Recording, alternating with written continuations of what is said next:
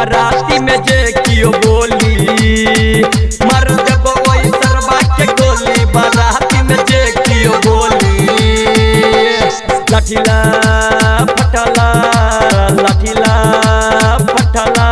pistol में load करके गोली बाराती में जे कियो बोली मार देबो ओई सरवा के गोली बाराती में जे कियो बोली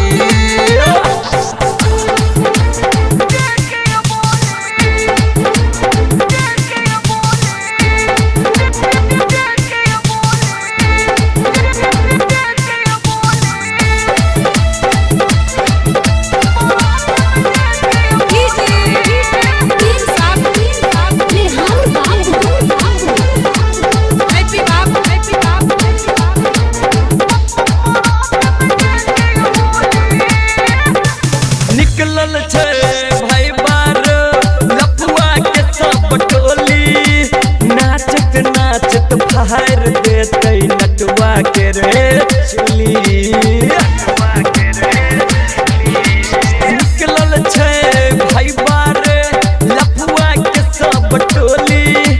नाचत नाचत फाड़ देते नटुआ के रे चुली सब लूटे माजा खुल के अपन गम सारा भूल के सब लूटे माजा खुल के अपन गम सारा भूल के सब लागछ मस्त मलंगा बनल छै रंगोली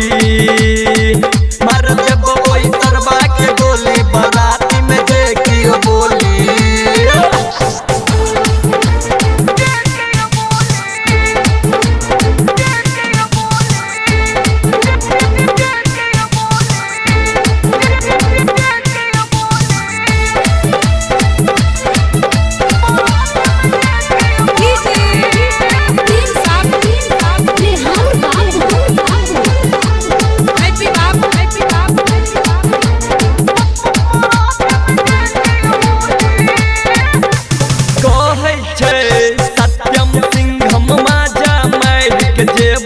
मुकेश राजा संतोष के